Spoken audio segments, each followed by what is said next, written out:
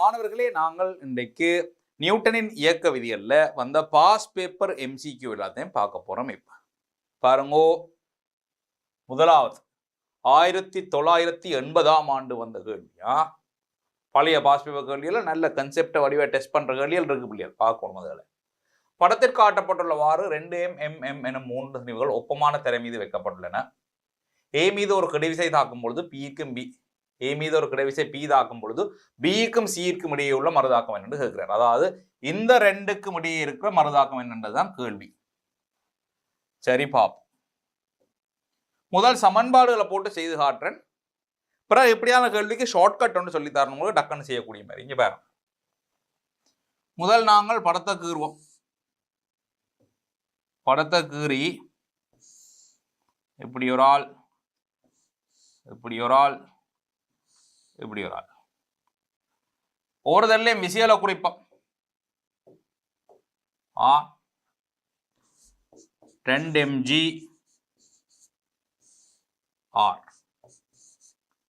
R1 and வைப்போம். என்ன இல்லாட்டி R1 and வைப்போம். mg R2 mg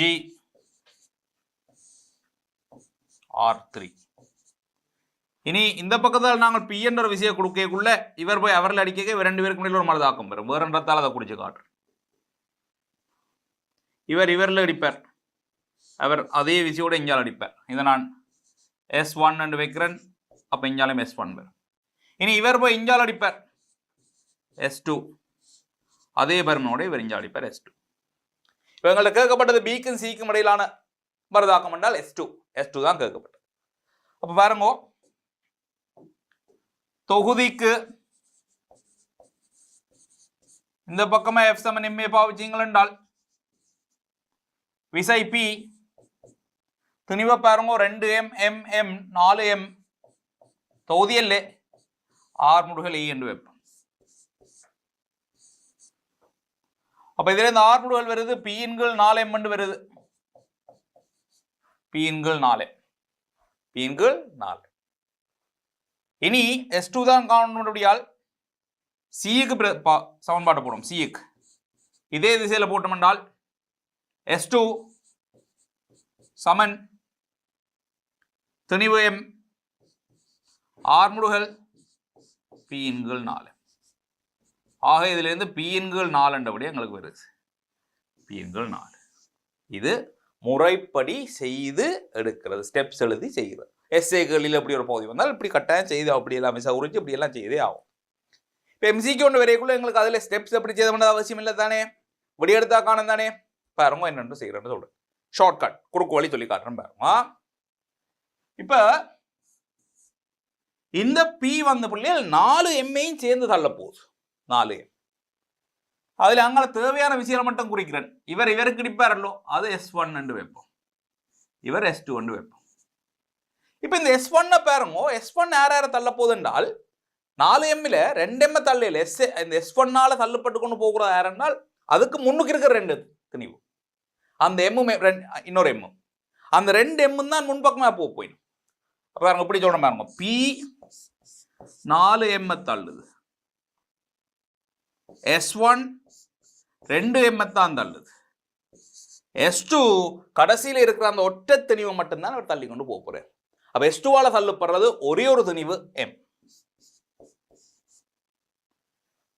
அப்ப P என்றது 4mக்காக இருந்தால் இப்படி யோசிச்சு பாருங்க, நேர்வீத சமன் விளையாட்டுகள் 4m திணிவை தள்ளுறதுக்கு P விசை. அப்ப 2m திணிவை தள்ளுறதுக்கு என்ன விசையா இருக்கணும்? 4mக்கு P, 2mக்கு அதுண்ட அரைவாசியா இருக்கணும். அப்ப நான் இதுல இருந்து எழுதலாம் பாருங்க, இங்க பாருங்க S1 எழுதலாம். P என்றது 4m கண்டால் என்ன மாதிரி 2m கண்டு, அப்ப S1 வரும், P இன்கள் 2 வரும். அதே மாதிரி S2 எழுதலாம், ஒடிவாக்கவனிங்க, S2 எழுதலாம். P என்றது 4m கண்டால் S2 என்றது ஒரே ஒரு M மட்டும் தள்ளுறார், M-க்கு எவ்வளவு வந்தால் P இன்கள் 4. விளங்கிச்சுது. ஒவ்வொரு விசையும் தள்ளி கொண்டு போற திணிவுகளுக்கு நேர்விகித சமமா அந்த விசை மாறிக்கொண்டிருக்கும். இங்க பாருங்க இன்னொரு உதாரணத்தை பாப்போம். இத மாதிரி இன்னொன்று பாப்போம். இப்படி பாருங்க, இப்படி பாருங்க, இது M1, இது M2, இது M3, ரைட்? விசையில குறிப்போம். இந்த பக்கத்தால் F கொடுக்குறோம். அப்ப இவர் போய் இங்கால அடிப்பார் R1 அண்ட் இவர் போய் இங்கால அடிப்பார் R2 அண்ட் வேற வேற விஷயம் இல்லாம இருக்கு. நான் எல்லா விஷயம் குறிக்கல, இப்ப தேவையானதை மட்டும் குறிக்கிறேன். சரி, இப்ப R1 காண்றது எப்படி என்றால் F என்றவர் M1 M2 M3 மூன்று பேரையும் தள்ளுறதுக்கு தான் F. அப்படி என்றால் R1 யார தள்ளுதுன்னா M2 M3 ரெண்டையும் சேர்த்து தள்ளுறதுதான் R1. அப்ப M2 சாக M3 ஆல பெருக்கி நீங்கள் என்றால் R1க்குரிய விட வரும். விளங்குதோ? இனி R2 என்றால் இதே விளையாட்டு. F என்றவர் M1 M2 M3 மூன்று பேருக்கும் சேர்த்து தான் F என்றால் R2 M3க்கு மட்டும்தானே தாக்குது, தர M3 என்று வரும். விளங்கிச்ச புள்ளிகள்? அப்ப MCQ கேள்வியில் நேரத்தை மிச்சம் பிடிக்கிறதுக்கு நீங்கள் இப்படியான ஷார்ட்கட்டுகளை பாவிக்கலாம். கவனமா இருக்கணும். இங்க உராய்வு கருதப்படையில் உராய்வு இல்லாத தளம் ஒப்பமான தளத்தில் வச்சாதான் இப்படி செய்யலாம்.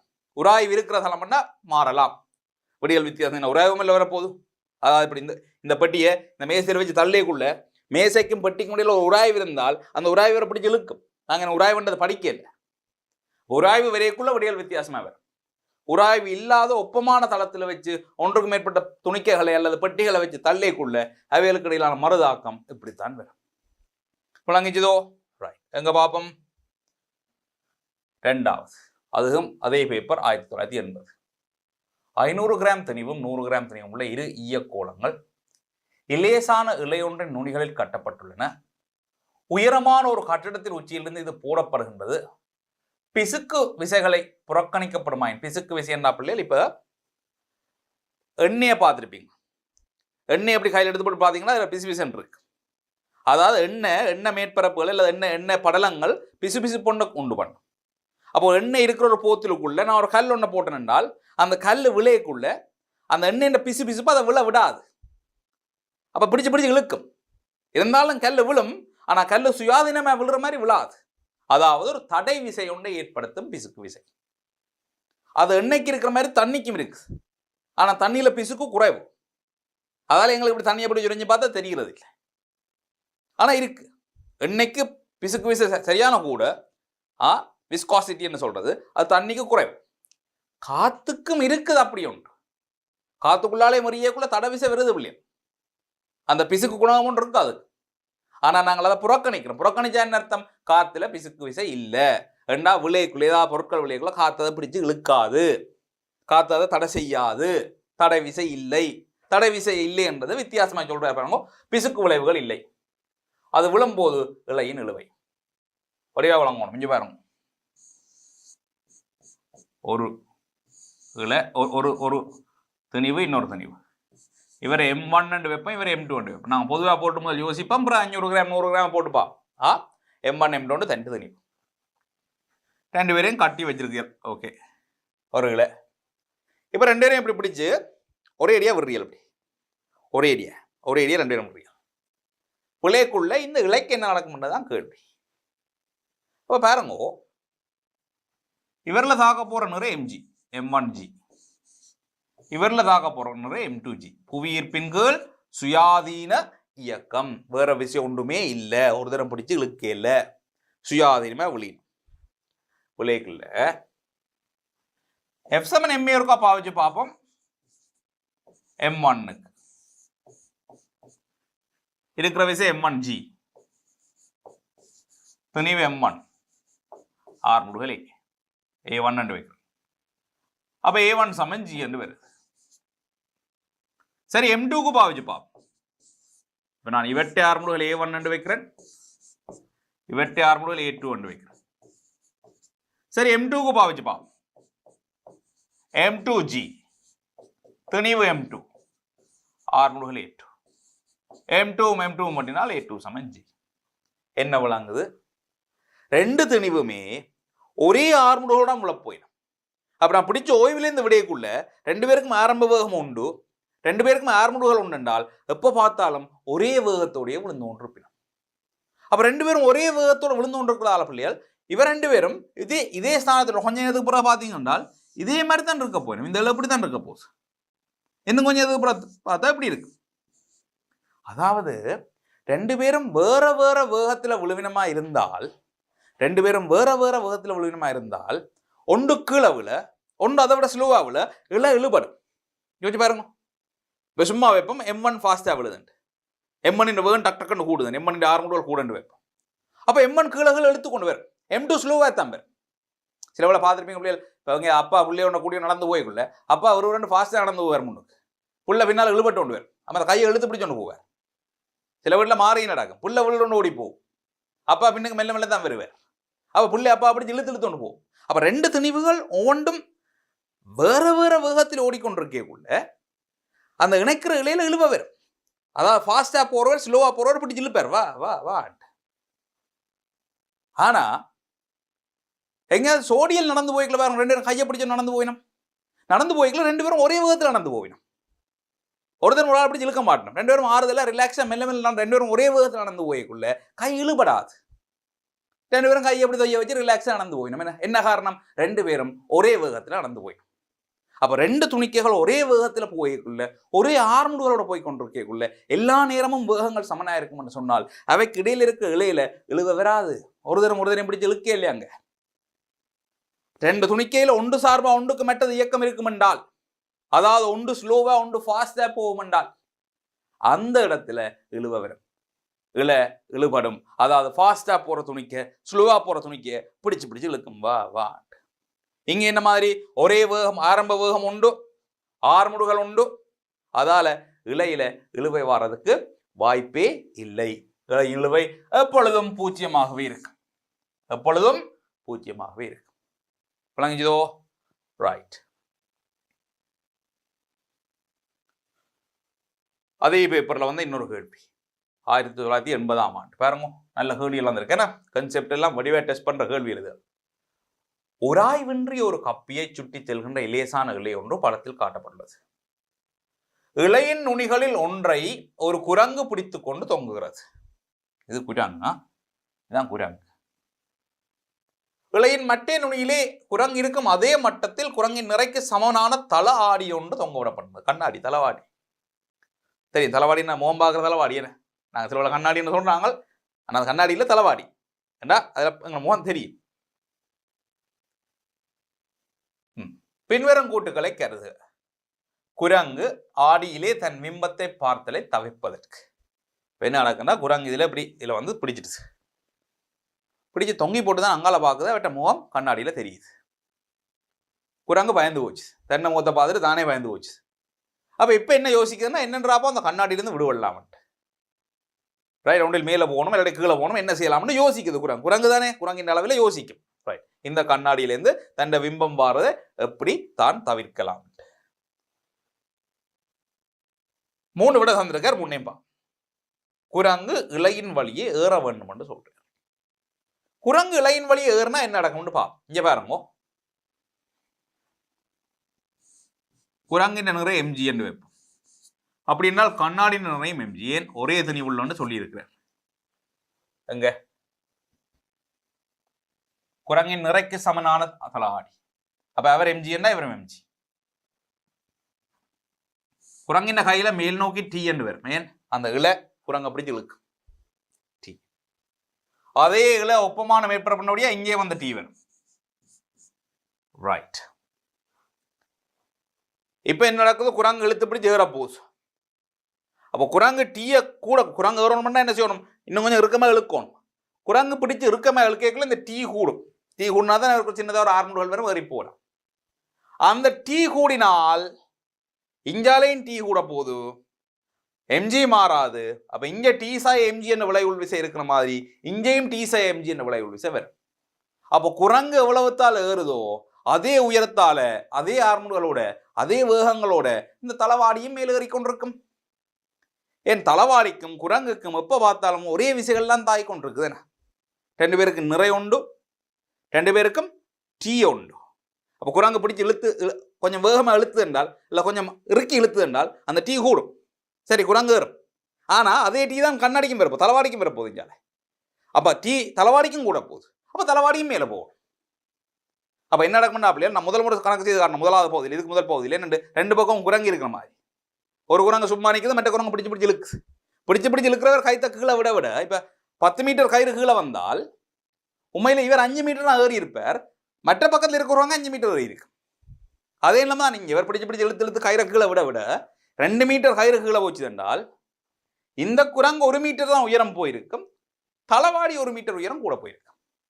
அதான் 2 மீட்டர் கீழே வரும். விளங்குதோ? அப்போ பிடிச்சு ஏறுறதன் மூலம் அவர் தலைவாடியில் தண்ட முகம் தெரிவதை தவிர்க்க இயலாது. எப்போ பார்த்தாலும் அவருக்கு தவிர தலைவாடியும் ஒரே அளவு தான் இருந்து ஒன்று. விளங்கிச்சோ?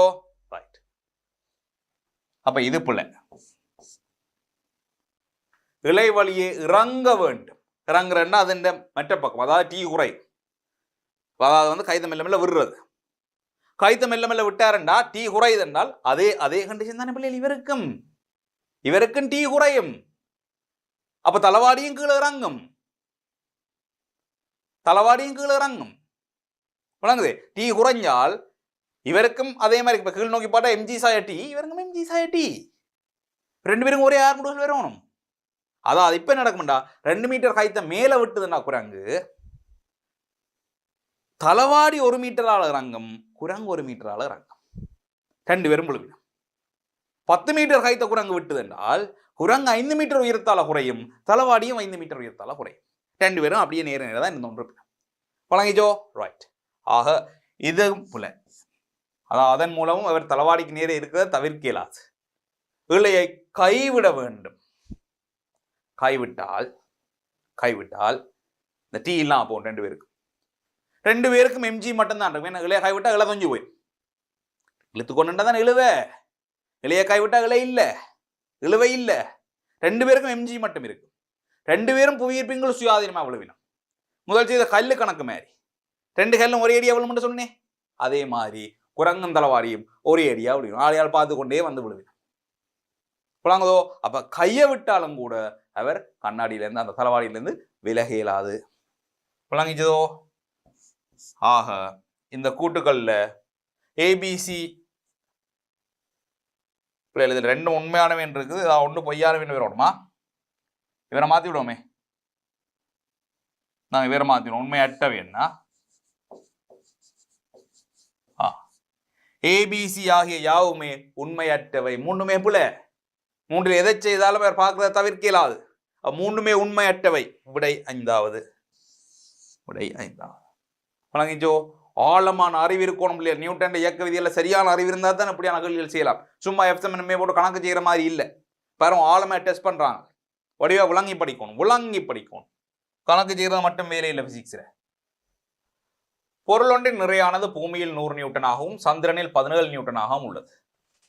சந்திரனில் சுயாதீனமாக விழும் பொருளின் ஆரம்பம். இப்போ பாருங்க, பூமியில பொருள் இப்படி இருந்தால் எம் என்றால் கீழ் நோக்கி இவருக்கு எம்ஜி என்ற விசை இருக்கு. இதைதான் நிறைய சொல்ல போறோம். சரி, இந்த ஜி என்பது 10 என்று தெரியும். அப்ப பாருங்க, எம்ஜி சமன் பூமியில நிற 100 நியூட்டனா. ஜிக்கு பதிலாக 10 போட்டால் திணிவு வருது 10 கிலோகிராம். அப்ப பூமியில 100 நியூட்டன் என்ற நிறைய உள்ள ஒரு திணிவு என்றால் அந்த திணிவு 10 கிலோகிராம், அண்ணளவாக 10 கிலோகிராம். ஏன் அண்ணளவாக சொல்றேன்னா ஜி 9.81 தான் சரியான பெருமானம். அதுக்கு நாங்கள் 10 போட்டு செய்து கொள்றோம். இப்ப டக்குன்னு ஒரு ஃபிளைட்டை பிடிச்சி சந்திரனுக்கு போவோம். சந்திரன்ல எம்ஜி டேஷ் வைப்போம். வேணா ஈர்ப்பார்முடுகள் வித்தியாசமா இருக்கும். வேணா ஜின சமன்பாடு ஞாபகம் உங்களுக்கு. ஜி என்ன ஈர்ப்பார்முடுகள் அது வேற வேறு தெரியும் எல்லாருக்கும். ஆனா ஜிக்கு ஒரு சமன்பாடு வந்து நான் கேபிட்டல் ஜி எம் கீழே ஆர் வர்க்கம்னு வந்து நான் என்ன ஞாபகம் இருக்கு. இது கேபிட்டல் ஜி என்ன அகில ஈர்ப்பு மாறிலி. அது மாறாது. அதாவது பூமியில நின்றாலும் ஒன்றுதான், சந்திரன்ல நின்றாலும் ஒன்றுதான், சனிக்கிரகத்தில் நின்றாலும் ஒன்றுதான். எங்க போனாலும் ஜி மாறாது. கேபிட்டல் ஜி அகில ஈர்ப்பு மாறிலி. ஆனா இந்த எம் மாறும் இல்லையா? கேபிட்டல் எம் என்றது அந்த கோளின் திணிவு, அந்த கிரகத்தின் திணிவு. அப்ப பூமியின் திணிவு வேற, சந்திரன் திணிவு வேற, சனிக்கிரகத்தின் திணிவு வேற. ஆர் என்றது பூமியின் ஏற, அந்த கோளின் யாரு? அப்போ பூமியில நிக்கல பூமியின் யாரைய பார்ப்பீங்க, சந்திரன் நிக்க சந்திரன் யாரு, புதன் கிரகத்தில் நிக்கல புதன் யாரு. அப்ப இந்த எம்மு மாறும் கோளுக்கு கோள் வேற வேறையா இருக்கிறபடியால் ஈர்ப்பார்முகள் வேற வேறையா இருக்கு. வழங்கிக் கொள்ளணும் ஏன் ஈர்ப்பார்முகள் வேறையா இருக்குன்றது. சரி, அப்ப சந்திரன்ல இருக்க ஈர்ப்பார்முகள் ஜி டேஷ் வச்சுக்கொள்ளும். இப்ப இவர் சொல்றாரு என்றால் இந்த எம்ஜி டேஷ், அதாவது சந்திரன்ல தெரிகிற நிற 17 நியூட்டன், எம் 10 ஏற்கனவே 100, ஜி டேஷ் 1.7, ஜி டேஷ் 1.7. அப்படியே பாருங்க,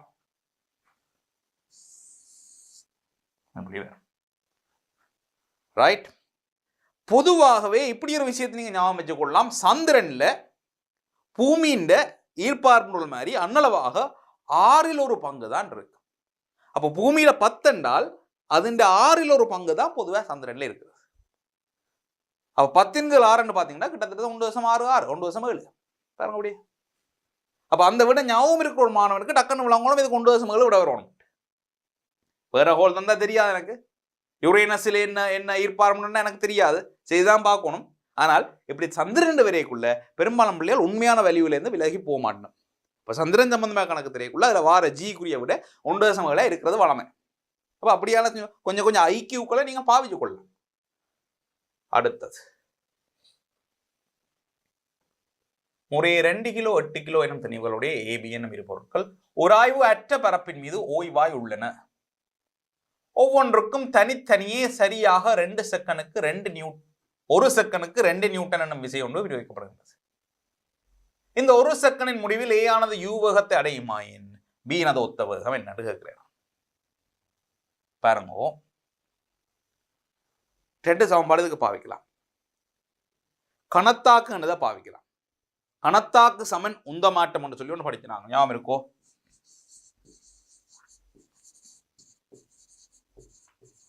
கணத்தாக்கு சமன் உந்த மாற்றம். இந்த கணத்தாக்கு என்ன எழுதுறாங்க என்றால் விசை தர நேரம் என்று எழுதுறாங்க. உந்த மாட்டம் என்ன எழுதுறாங்க என்றால் எம் தர விசையு இறுதி வேகம் சாய ஆரம்ப வேகம் என்று எழுதுறாங்க. இது தியரி படிச்சிருக்கோம். நியூட்டன் 2ஆம் விதி செய்ய நான் கணத்தாக்கு சமன் உந்த மாற்றம். அப்ப 2 கிலோகிராம் திணிவுக்கு 2 நியூட்டன் விசை 1 செகண்டுக்கு பாவிக்கப்பட்டிருக்கு. F 2 newton, T 1 second, 2 kilogram திணிவு. இறுதி வேகம் யூவாம், ஆரம்ப வேகம் சைவராம். அப்ப 2 சமன் 2 யூ, யூ சமன் 1. சரி, இனி இதை கொண்டு 8 கிலோகிராம் திணிவுக்கு பாவிச்சால்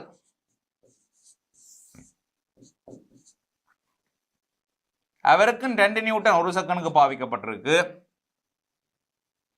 திணிவு 8 கிலோகிராம். அப்ப இதுல இருந்து யூ வச்சிருக்கீங்க என்றால் 2 × 8 1 × 4 வரும். அப்ப இருந்த யூ இந்த காவாசி என்று வருது. சரிவா? இது முறைப்படி ஸ்டெப்ஸ் எழுதி செய்கிறது. எம்சிக்யூ எல்லோ ஷார்ட்கட் வேணும். என்னென்ன செய்யறேன்னு பாருங்க. மிச்சம் எல்லாம் சர்வசமனா இருக்குது. நாங்க கொடுத்த விச சமன் 2 பேருக்கும் 2 நியூட்டன் 2 நியூட்டன், 1 செகண்ட் 1 செகண்ட். அப்ப கொடுத்த கணத்தாக்கு 2 பேருக்கும் சமன். கொடுத்த கணத்தாக்கு 2 பேருக்கும் சமன் என்றால் இந்த பாருங்க, ஐ சமன் எம், எம் ஆரம்ப வேகம் சைவரன்னு சொல்லப்பட்டிருக்கு. அப்ப இந்த யூ சைவரன்றது விளங்கணும். யூ சைவரன்னால் வி மட்டும்தான் இருப்பது. ஐ சமன் எம்பி. 2 திணிவு இருக்கக்கூடிய ஒன்றுக்கு M1 V1 என்று வைப்போம், மற்றவருக்கு M2 V2 என்று வைப்போம். சரியோ பிள்ளையோ? யோசிக்கணும். 2 பேருக்கும் ஒரே கணத்தாக்கு. ஏன்? ஒரே விசை ஒரே அளவு நேரத்துக்கு கொடுக்கப்பட்டால் கணத்தாக்கு உண்டு. ஆரம்ப வேகம் சைவர், எம் வி மைனஸ் யூவில் யூ சைவர். அப்ப வி மட்டும் தான் இருக்க போகுது. ஐ சமன் எம்பி. 2 பேரும் ஒரே ஐ என்னபடியால் 2 பேரும் எம்பி எம்பி சமப்படுத்தி விடலாம். அப்ப M1 V1 M2 V2. இப்ப பாருங்க, V2 என்கள் V1 என்று கொண்டே பிரிச்சன் என்றால் இவர் அங்கால பிரிச்சன் என்றால் M1 என்கள் M2 என்று வரும். அதாவது திணிவுகளுக்கு இடையிலான விகிதத்தின் நேர்மாறாக வரும் வேகங்களுக்கு இடையிலான விகிதம். 2 கிலோகிராம் 8 கிலோகிராம் என்றால் திணிவு 4 மடங்கு. திணிவு 4 மடங்கு என்றால் வேகம் 4ல் 1 மடங்காக வரும். திணிவு கூட கூட கூட 6 முடுகள் குறையும். அப்ப அவருக்கு கிடைக்கிற வேகம் குறையும். இப்ப திணிவு 4 மடங்கு ஆயிடுச்சு என்றால் அவருக்கு கிடைச்ச வேகம் 4ல் 1 மடங்காகத்தான் இருக்கு. விளங்கிச்சோ? அப்ப பாருங்க u/4 விளங்குதா பிள்ளையா? ரைட். அடுத்தது அருகில் தரப்பட்டுள்ள படத்தில் குட்டிகள் மேலுள்ள உராய்வு விசைகள் புறக்கணிக்கத்தக்கன. அதாவது தளத்தில் குட்டியை வச்சிருக்கீங்களோ குட்டியில வர உராய்வு விசை ஃப்ரிக்ஷன் புறக்கணிக்கத்தக்கதா. பெரிய உயிக்கப்படும் விசை F என் தொடுக்கும் இழையினுள்ள இழுவை என்ன? இதுதான் தொடக்கிற இழை. இந்த இழையில் இருக்கிறத கேட்கலாம். விசையில குறியுங்க. M2G M1G R2 R1 T T. தொகுதிக்கு இந்த பக்கமே F சமன் MA பாவிச்சால் பாருங்க F சமன் M1 சக M2 R முடுகள். R முடுகள் வருது இது. இனி இழுவ காணணும் என்றால் பின்னிக்கு இருக்கிறதுக்கு திரும்ப சமன்பாட்டு போடுவோம். M2க்கு பாவிப்போம் இந்த திசையில். T மட்டும்தான் ஒரே ஒரு விசை M2 R முடுகள். R முடுகளுக்கு இவரை பாவிங்கோ. பிள்ளைகள் இதில் மாறி போட்டோம் என்ன? இதை கீழே வந்திருக்கணும். இஞ்சால F இன் கீழ் M1 சக M2 ஏக்கு பதிலாக பிரதிட்டீங்கள் என்றால் M2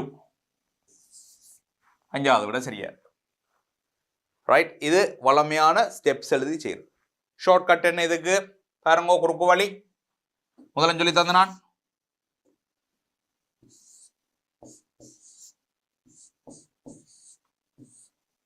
F பாருங்க. அவருக்கு F என்றால் இவருக்கு T. இந்த F என்றது என்ன செய்தென்றால் இந்த தொகுதியே பிடிச்சிருக்கு. இந்த T என்றது என்ன செய்தென்றால் இவரை மட்டும் பிடிச்சிருக்கு. F என்றது 2 பேரையும் சேர்த்து இருக்கு. 2 பேரையும் சேர்த்து. ஆக இது M2 இது M1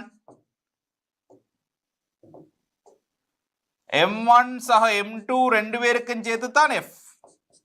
2 பேரையும் இழுத்து கொண்டு போறதுதான் F.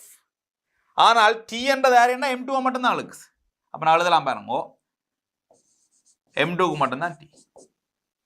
அதாவது T என்றது F M1 சக M2க்கு F என்றால் ரெண்டும் சேர்த்த துணிவுக்கு F என்றால் M2க்கு மட்டும் எவ்வளவு என்றால் M2ஆல பெருக்கி விடுறது. ப்ரொபோர்ஷனேட் நேர்வீத சமன் கால்குலேஷன்ஸ் பிள்ளைகள். நேர்வீத சமன். அதாவது பிள்ளைகள் 5 மாணவர்களுக்கு 10 டாஃபி என்றால் ஒரு மாணவனுக்கு எத்தனை டாஃபி? என்ன செய்றீங்க? 10 5 பிரிக்கும். 5 மாணவருக்கு 10 டாஃபி என்றால் 2 மாணவருக்கு எத்தனை டாஃபி?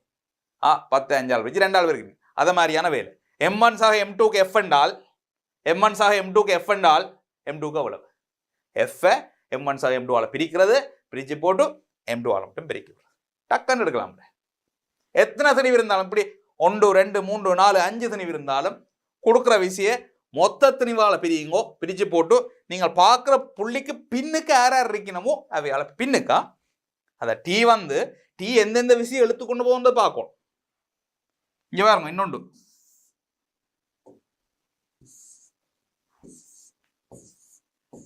நாலு பேர் அடிச்சு விடுவோம். இவரை வெப்பம் M1 M2 M3 M4 ஒரு ட்ரெயின் மாதிரி வச்சுக்கொள்வோமே. இதுல F ரெண்டா. எனக்கு இதுல T காணணும் என்றால் இந்த T எப்படி காணுவீங்க என்றால் பாருங்க. F என்ற விசை M1 M2 M3 M4 4 பேருக்கும் சேர்த்து F என்ற விசை இருக்கு. நான் இப்ப பார்க்க வேண்டியது T யாரை எழுத்து கொண்டு போனால் இந்த பக்கம் தானே போயிடும். M4 M3 2 பேரும் எழுத்து கொண்டு போகுது. M3 சக M4 இதுதான் T ஆகும். சரி ஒன்று வரும். அடுத்த கேள்வியா விளங்கி விளங்கி செய்வோம் கேள்வியில பாருங்க. ஏ குறுக்குவெட்டு பரப்புடைய குழல் ஒன்று கூடாக 3v கதியில் கிடையாக வெளியேற்றப்படும் சீரான நீர்த்தாரை ஒன்று இக்கதியில் நிலைக்குத்தான சுவரொன்றை அடிக்கிறது. எல்லா நீரும் சுவருக்கு செவ்வனாக வி கதியில் பின்னதைத்ததாகவும் நீரின் அடர்த்தி ரோ ஆகவும் இருப்பின் ரோ ஆகவும் இருப்பின் இச்சுவர் மேல் தாக்கும் விசை. கதை விளங்குதோ?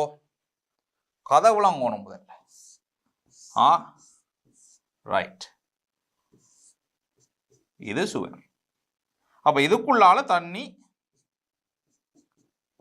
வந்து அடிக்குது. அடிச்சு தண்ணி தெறிக்கும். படுற தண்ணி தெறிக்கதான் கொஞ்சம் கீழே இறக்கிக்கிறேன், வேற ஆளுகிறேன். பாருங்க, பட்டு தெறிக்கும் தண்ணி. பிறகு தெறிக்கிற தண்ணியை கருப்பால் ஆட்டும். ஓகே, தண்ணி எப்படி தெறிக்கும் பிறகு. சரி, இவர் என்ன சொல்றாரு என்றால், தண்ணி 3v வேகத்துல வந்து அடிச்சு 1v வேகத்துல ரிட்டர்ன் ஆகுதான், திரும்புதான். தண்ணி கூப்பு ஒன்று அந்த அடிக்கும் சுவர்ல அடிக்குது. அடிச்சு ரிட்டர்ன் ஆகுது. ரிட்டர்ன் ஆகி அது கீழே விழும், அது வேற பிரச்சனை. சரி, அப்ப இந்த தண்ணி போய் அடிக்கக்குள்ள பிள்ளைகள் தண்ணி சுவர்ல போய் ஒரு விசையை கொடுக்கும். அதே விசையை சுவர் தண்ணிக்கு கொடுக்கும். என்ன கேள்வி? சுவர் மேல் தாக்கும் விசை.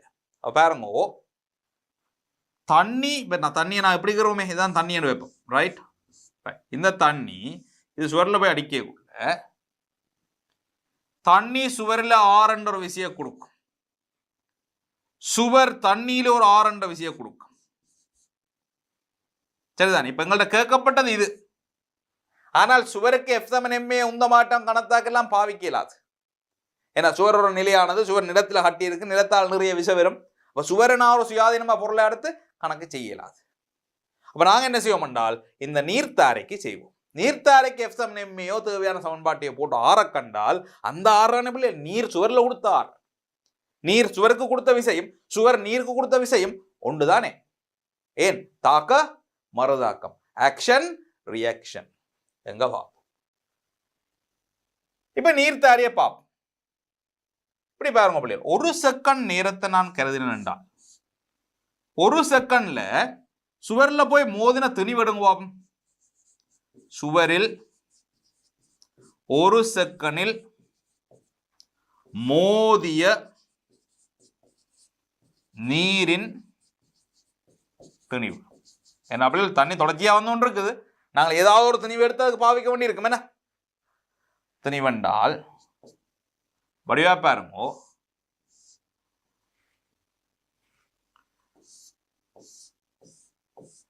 ரைட், இப்படி ஒரு குழாய் வடிவிலான தண்ணி தான் வெளியில வரப்போகுது. 1 செகண்ட்ல வார வேகத்தை பாருங்க, 3v சொல்லியிருக்கேன். அதை மீட்டர் பெர் செகண்ட் எடுப்போம். அப்ப 3v மீட்டர் பெர் செகண்ட் என்றால் 1 செகண்ட்ல 3v மீட்டர் வெளியே வந்திருக்கு. 1 செகண்ட்ல வந்த தண்ணியின் நீளம் 3v மீட்டர். இந்த குறுக்குவெட்டு பரப்பளவு A என்று சொல்லி இருக்கிறார். அப்ப குறுக்குவெட்டு பரப்பளவு A, அந்த குழாயின் நீளம் 3v. அப்ப கனவளவு எவ்வளவு? குறுக்குவெட்டு பரப்பளவு தர நீளம். ஆக வெளிவந்த கனவளவு வரும் பிள்ளைகள் A தர 3v என்று. அது கனவளவு. கனவளவை திணிவாக்கணும்னா என்ன செய்யணும்? அடர்த்தியால பெருக்கணும். நீரின் அடர்த்தி ரோ. இவ்வளவு தண்ணி 1 செகண்ட்ல போய் சுவர்ல அடிக்குது. ஒவ்வொரு செகண்டும் இவ்வளவு தண்ணி போய் அடிக்குது. சரி, இந்த தண்ணிக்கு வந்த உந்த மாட்டம் எவ்வளவு? உந்த மாட்டத்தை பாமே. ஏன் உந்த மாட்டத்தை பற்றி கேட்கணும் என்றால், நான் என்ன பாவிக்க போறேன் என்றால், இங்க கவனிங்கோ, நீருக்கு கணத்தாக்கு சமன் உந்த மாற்றம். இதான் நான் பாவிக்க போறேன். கணத்தாக்கு சமன் உந்த மாற்றம். விளங்கியதோ? எங்க பா, கணத்தாக்கு சமன் உந்த மாற்றம். இந்த திசையில பாவிப்போம். இந்த திசையில பாவித்தால் ஆர் மெட்ட பக்கமா இருக்கபடியால் சய ஆர். நேரம் எவ்வளவு? 1 செகண்ட் தானே கருதுறீங்களோ? 1 செகண்ட். உந்த மாற்றம் என்றால் திணிவு தர வேக மாற்றம். திணிவு இது A 3v ரோ. இனி வேக மாற்றம். வேக மாற்றம் என்றால் இறுதி வேகம் சய ஆரம்ப வேகம். இறுதி வேகத்தை பாருங்க, v இந்த பக்கமா இருக்கு, நீங்க கருதுற அந்த பக்கம். அப்ப இறுதி வேகம் சய வி, இறுதி வேகம் சய ஆரம்ப வேகம், ஆரம்ப வேகம் அந்த பக்கத்துல இருக்குது 3v, 3v. சரி, ஒன்று பாருங்க. கணத்தாக்கு சமன் உந்த மாற்றம். கணத்தாக்கு போடைக்குள்ள விசைய திசையை கவனிக்கணும். நான் அந்த பக்கமே எடுத்தபடியால் விசை மற்ற பக்கம் இருக்கபடியா சயார், சயார் என்ற விசை ஒரு செகண்டுக்கு தாக்கினால் கணத்தாக்கு 6 தடவை உண்டு, சயோட வரும். உந்த மாற்றம் என்றால் திணிவுதர வேக மாற்றம். திணிவு ஏற்கனவே எடுத்து வச்சிருக்கேன். வேக மாற்றம் என்றால் வேகத்தின் திசையில பார்க்கணும். இறுதி வேகம் சய, ஆரம்ப வேகம். இறுதி வேகம் எதிராக இருக்கு, அப்ப சயவி சய.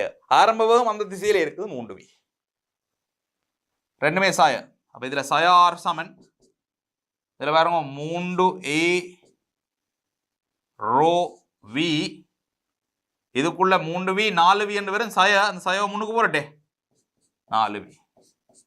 இந்த சயவையும் இந்த சயவையும் விட்டால் r சமன் 3 4 12 a ரோ v வர்க்கம் என்று வரும்.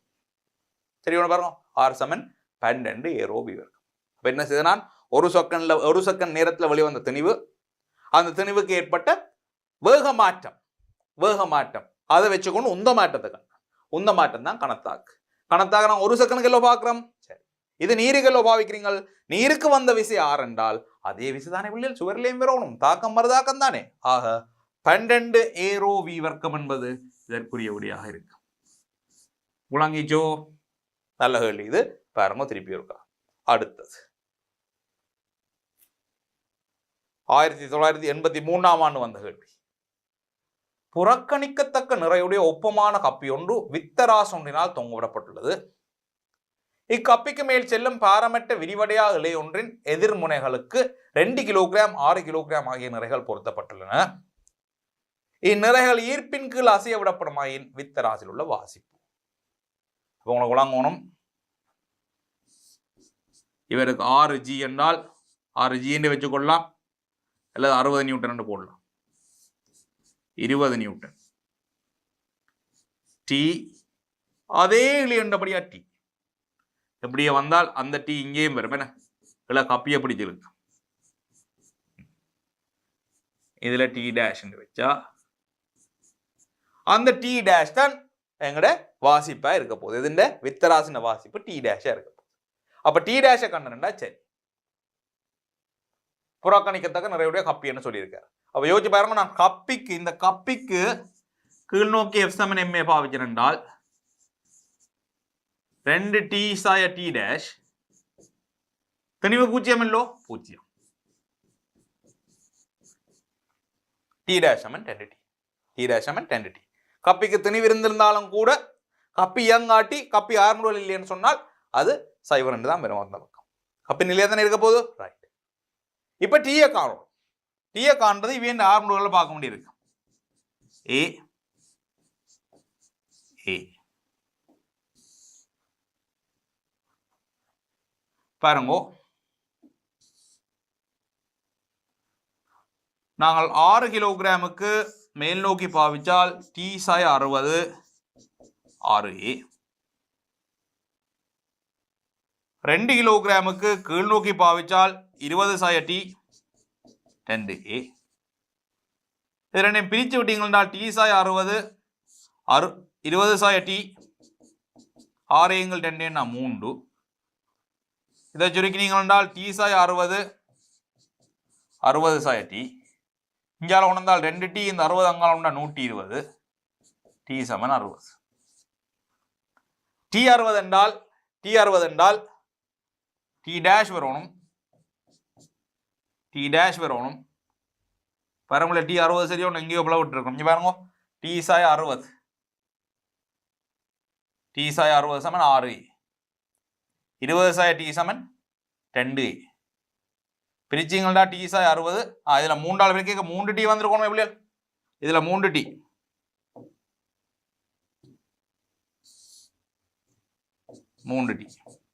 இங்கே வந்தால் 4t. அப்ப டி சமன் 30. ஏன்னா 60 பிள்ளைன்னு சொன்னான் என்றால் இவருக்கும் 60 மேலே 60 இவர் 6 முடுகையலாம். அப்ப இங்கே பிள்ளைன்னு வாங்கினது. அப்ப டி சமன் 30. T 30 T dash 2t 60 newton. 60 newton என்றால் அதை கிலோகிராமுக்கு மாத்துறதுக்கு 10ஆல பிரிக்கணும், ஜியால பிரிக்கணும். 6 கிலோகிராம் என்று விட வரும் 6 கிலோகிராம் சரியோ ரைட் அப்போ எங்களை விட 6 கிலோகிராம் ஓகே ஆனால் இங்கே பாருங்க இந்த வேலையை ஷார்ட்கட் பண்ணணும் இது நிறைய நேரம் எடுக்கும் எம்சிக்யூக்கு பிடிச்சது தான் நேரம் போயிருச்சு சில வழியில் அப்போ இதை ஷார்ட்கட் பண்ணணும்னா இதுக்கு நான் ஒரு முறையோட சொல்லி தந்தேன் நான் என்னண்டு இங்கே பாருங்க இந்த வழியை எப்படி யோசிங்க இந்த பக்கமே தான் இயங்குறேன் இந்த பக்கமே இயங்குறார் என்றால் இங்கே 60 நியூட்டன் இங்கே 20 நியூட்டன் விளையுள் 40 நியூட்டன் விளையுள் 40 நியூட்டன் இங்கே 6 கிலோகிராம் அங்கால் 2 கிலோகிராம் எல்லாமே 8 கிலோகிராம் மொத்த துணிவு 8 கிலோகிராம் 40 நியூட்டன் 8 கிலோகிராம் இழுக்குது 40 நியூட்டன் 8 கிலோகிராம் இழுக்குது அப்போ 6 முடுகள் வருது 5 6 முடுகள் 5 வந்தால் பாருங்க இவருக்கு பாவிச்சம் என்றால் கீழே 20 மேல் நோக்கி தானே பாவிக்கிறோம் அப்போ டீசா 20 துணிவு 2 6 முடுகள் 5 அதுலேருந்து டி சமன் 30 பாருங்க சுகமாக இருக்கு விளங்குதே நான் சொல்லித்தது நான் கப்பியில் ஒரு கப்பி மட்டும் இருக்கிற கணக்குகளில் இப்படி 2 பக்கம் துணிவுகள் வரைக்குள்ள எந்த பக்கம் கூடுன்னு பார்த்துட்டு அந்த பக்கத்துக்கு ரொட்டேஷனை போடுங்க சுழற்சியை போடுங்க போட்டு விளைவுலா வர விஷயம் காணுங்க இஞ்சால் 60 இஞ்சால் 20ன்னா 40 அந்த 40 8 கிலோகிராம் துணிவை கொண்டு போகுது 40 8 6 முடுகள் சரி யாராவது ஒரு ஆளுக்கு சமன்பாடு போடுங்க எஃப் சமன் எம்ஏ டக்குண்டு வரும் உங்களுக்கு டி கண்டால் அதில் ஒன்றே போடுங்க 2 டி விளங்குதோ பிள்ளைகள் அப்போ இது ஒரு சுகமான முறையாக இருக்கும் இதுதான் வளமையாக செய்கிற முறை எப்படி எஸ்ஏ களிக்கு இப்படி செய்யலாது எஸ்ஏ களிக்கு இப்படி செய்யலாது எம்சிக்யூ மட்டும்தான் அப்படி செய்யலாம் எஸ்ஏ களிக்கு இப்படி தான் செய்யும் அடுத்தது அப்போ இதில் விட என்ன 6 கிலோகிராம் அடுத்தது 1000 கிலோகிராம் துணிவுடைய ஏடி மின் தூக்கி மின் உயர்த்தி இதெல்லாமே லிஃப்ட் சொல்ற விஷயங்கள் ரைட் 5 மீட்டர் per செகண்ட் சீரான கதியுடன் கீழ் நோக்கி அசைகின்றது இவ்வேட்டி மாறா அமர்முடுகளுடன் மாணவ காண இல்லையா மாறா வமர்முடுகளுடன் 10 மீட்டர் தூரத்தில் ஓய்வுக்கு கொண்டு வரப்படுகிறது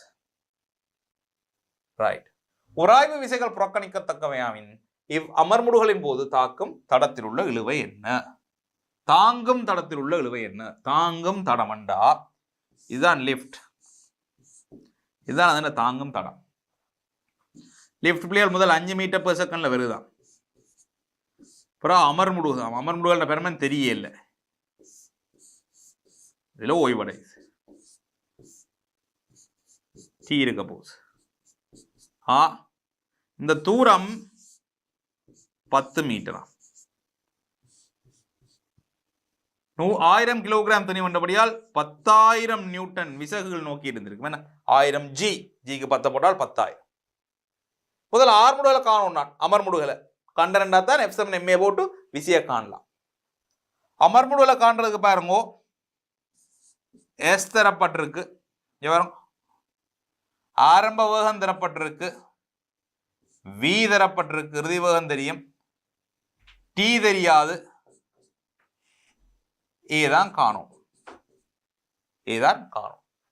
அப்ப டி இல்லாத சமன்பாடு டி அவசியம் இல்லை இங்க அப்ப வி வர்க்கம் சமன் யூ வர்க்கம் ச 2s எடுத்தோம்னா டி வராது நான் முந்தி இந்த சமன்பாடு இயக்கத்தியல்ல சமன்பாடுகள் செய்ய சொல்லி தந்தேன் ஒவ்வொரு சமன்பாட்டிலையும் ஒரு மாறி இல்லாமல் ஒரு வேரியபிள் இல்லை அப்ப எந்த வேரியபிள் உங்களுக்கு அந்த சமன்பாட்டுல தேவையில்லாமல் இருக்கும் அவரை விட்டுட்டு மற்ற சமன்பாடு இருக்கும் மிச்ச எல்லா சமன்பாட்டையும் எடுத்தீங்கன்னா அதுல டி இருக்கு பிள்ளையா வி சமன் யூ ச ஏடி எஸ் சமன் யூ டி ச ஏடி வர்க்கம் எஸ் சமன் யூ ச வி இங்கள் 2 டி இந்த 3 சமன்பாட்டிலுமே டி இருக்கு எனக்கு இந்த டி ஒரு அனாவசியமான காரணம் அப்ப இவரை பாரு இறுதி வேகம் சைவர் ஆரம்ப வேகம் 525 5 வர்க்கம் 2 6 முடுகள் தெரியாது இது 10 ஆக 20 ஏ சமன் சய 25 என்ன இதை ஞான சயண்டிலே வரும் ஏ சமன் சய 25 20 அதாவது சய 5 4 ஏன் சயண்டு வருதுன்னா அமர்முடுகள் நான் ஏன்னு சும்மா உறிஞ்சி விட்டு நான் அமர்முடுகள்னு எங்களுக்கு ஏற்கனவே தெரியும் சய 5 4 இனி பாருங்க கீழ் நோக்கி எஃப் சமன் எம்ஏ பாவிச்சால் 10,000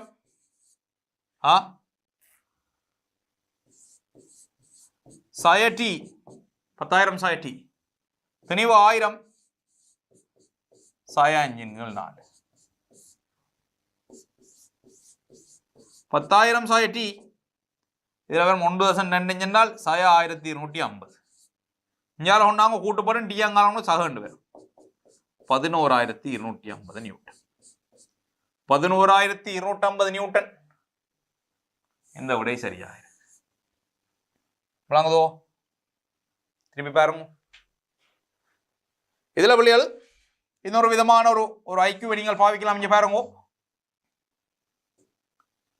இப்ப லிஃப்ட் சும்மா ஓய்வில் இருக்குது என்றாலே லிஃப்டின் நிறை 10,000 நியூட்டன் அப்போ ஓய்வில் இருக்கிற லிஃப்டை பிடிச்சிருக்கணும் என்றால் அதுக்கே 10,000 நியூட்டன் வரும் இனி கீழ் நோக்கி இயங்கிக் கொண்டிருக்கிற லிஃப்டை இழுத்து நிப்பாட்டணும் என்றா பிள்ளைகள் அந்த டீ நிறைய விட கூடவே இருந்தால் தானே வேற இழுத்து நிப்பாட்டேன் நிறைய விட குறைவா இருந்தால் கூட கூட ஆறு முடிய கொண்டு இல்லை போ நிறைய விளைவுள் வீச கீழே இல்லை வந்து கொண்டிருக்கு என்ன பிள்ளைகள் மேல வார வீசி அதாவது மேல அந்த இளையண்ட இழுவ நிறைய விட கூட வந்தா தானே எங்களுக்கு கீழ் நோக்கி அமர் முடுகும் அப்படி என்றால் இந்த 3 விடையும் பிள்ளையில்லை ஏன் இந்த 3மே 10,000 நியூட்டன்லும் பார்க்க குறைவா இல்லை இருக்கு அந்த 3 விடையும் வராது இந்த 2ல் ஒன்றுன்றதை முதல் பார்த்த உடனே படிக்கலாம் 2ல் எதுன்றது செய்துதான் பார்க்கணும் ஆனா இந்த 3 விடையும் வராது என்பதை டக்குன்னு பிடிக்கலாம் பெரும்பாலான கேள்வி பிள்ளைகள் சில விட வராது 2 அல்லது 3 விடையை தட்டி நீக்கிறது சுகமா இருக்கிறது இது 3ம் இதுக்கு பொருத்தமில்லாத விடையன்றதை கண்டுபிடிக்கிறது சரியான சுகமா இருக்கு கேள்வியை வாச்சோன்னா உங்களுக்கு இருக்கிற பிசிக்ஸ் சம்பந்தமான ஒரு அடிப்படை அறிவை வச்சுக்கொண்டு இந்த 3 விடையும் வராது என்று தட்டி இல்லாம ஆனால் அந்த மற்ற 2க்குள்ள எது சரின்னு கண்டுபிடிக்க கொஞ்சம் கஷ்டம் அது கொஞ்சம் செய்துதான் பார்க்க வேண்டியிருக்கு ரைட் அடுத்தது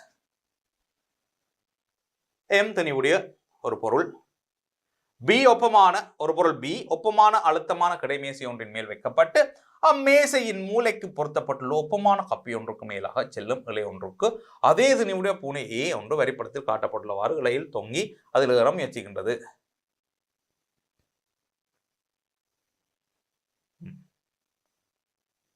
இச்செய்கையின் போது பொருள் பி ஆனது கப்பியை நோக்கி ஆர்முகங்கள் ஜி உடன் அசைகின்றது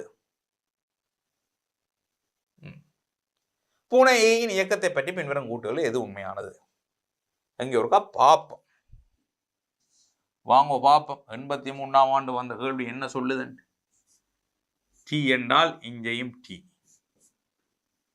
அதாவது பூனையில குறிச்சுருவோமே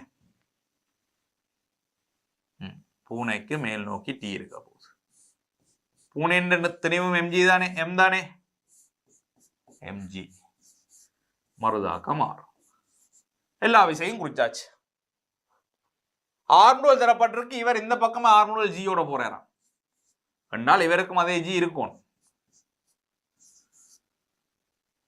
இருக்கலாமோ அப்படி எங்க பாப்போம் பூனை பிடிச்சு ஏறுறதாயும் இருக்கலாமல்லோ அப்ப இளைய நீளம் மாறான்னு சொல்லிடலாம் இப்ப இந்த பக்கம் ஒரு துணிக்கைய கட்டி இருக்கண்டா பிள்ளைகள் துணிக்கைகளுக்கு இடையில இளைய நீளம் மாறாது துணிக்கைகளுக்கு இடையில இளைய நீளம் மாறாது அதால நாங்க சொல்லலாம் என்னண்டு இப்ப எப்படி யோசிச்சு பாருங்க இங்க பாருங்க இதுல ஒரு துணிக்க இதுல ஒரு துணிக்க இப்படி கயிறண்டால் இவர் ஆர்முடல் ஏ இவரும் ஆர்முடல் ஏவோட வரணும் என்ன துணிக்க இந்த இளைய நீளம் மாறாதல்லோ இளைய இந்த பக்கத்தால் எக்ஸ் போனால் அங்கே எக்ஸ்குள்ள போகணும் ஆனா இங்க குரங்கு மனிதன் பூனை நாய் கழுதை இப்படி ஏதாவது பிடிச்சொன்னுண்டால் கழுதை பிடிச்சொன்னு நிற்காது நான் கழுதையை விடுவோம் ரைட் பிடிச்சொன்னுண்டால் அந்த இளைய நீளம் மாறாதுன்னு சொல்லிடலாம் இல்லையா என்ன இதுகள் பிடிச்சு மேலே ஏறுங்கள் அப்ப இவருக்கு ஜிஎன் ஆர்முடல் இருந்தால் கட்டாயம் இவருக்கும் ஜிஎன் ஆர்முடல் இருக்கணும்ட்டு இல்லை முதல் கணக்கு ஞாபகம் இருக்கே 2 குரங்கு 2 பக்கம் தூங்கி கொண்டு நிற்கக்குள்ள ஒரு குரங்கு பிடிச்சு ஏற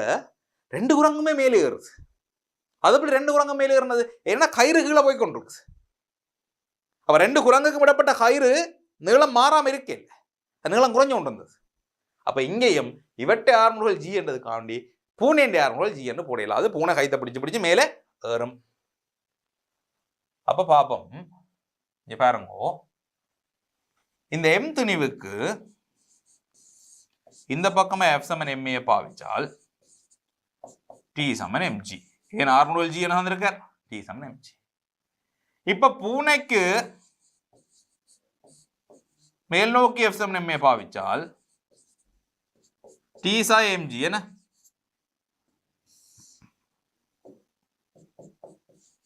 R முடுகல் T என்றது mg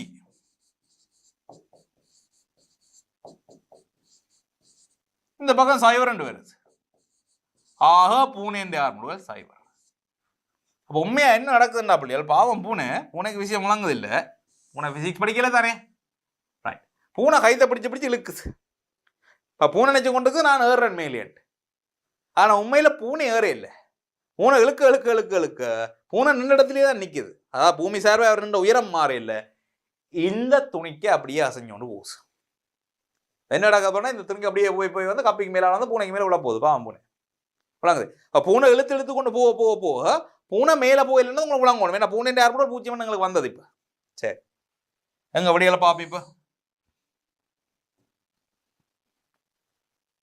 பின்வரும் கூட்டுகள் எது உண்மையானது புவி சார்பாக மாறா ஆர்முடுகல் ஜியுடன் ஏ மேல் நோக்கி அசை ஏ என்றது என்ன பூனை இல்லை மாறா ஆர்முடுகல் இல்லை ஏ இன் பூமி சார்பான ஆர்முடுகல் பூஜ்ஜியமாகும் என்பது சரியான கூற்று இப்பதானே பார்த்தனால ஏ பூஜ்ஜியப்பட்டு ஆக பூனைக்கு பூமி சார்பாக ஆர்முடுகல் இருக்காது பூஜ்ஜியம் அடுத்தது படத்தில் காட்டப்பட்டுள்ளவாறு சங்கிலிகளால் இணைக்கப்பட்ட 4 சர்வசமனான இழுவை பெட்டிகள் 2.15 நியூட்டன் விசையினால் இழுக்கப்படுகின்றது சர்வசமனான விசை என்ன சொல்லியிருக்காரு திணிவன்னு சொல்லியிருக்காரு என்ன சங்கிலிகளும் சர்வசமனானவையாகவும் ஒரு சங்கிலியின் திணிவு பெட்டியொன்றின் திணிவின் 10 இருப்பின் நான் முதல் சொல்லி தந்த நான் திணிவுகள் நேர்விதி சமயம் எடுத்து விடலாம் அந்த இடங்கள்ல இலேசானதுன்னு கருதப்பட்டது இலைக்கு நாங்கள் 2 பட்டி இருக்கண்டா பிள்ளைகள் 2க்கு முடியல இருக்க இலைக்கு நாங்கள் திணிவு வைக்கல அந்த இலைக்கு திணிவில்லைன்னா கருதினாங்க இலேசான இலைன்னு கருதினாங்க இங்க அந்த சங்கிலிக்கும் திணிவு இருக்காம் 10 இருப்பின் முதலாம் 2ஆம் பட்டிகளுக்கு இடையே உள்ள சங்கிலியில் 2ஆம் பட்டியை தொடும் இடத்தில் இழுவை டி எவ்வளவுன்னு கேட்கிறேன் பாருங்க பாப்போம்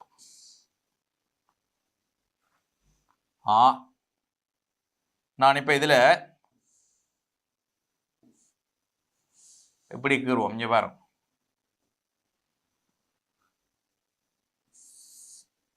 இது முதலாவது பட்டி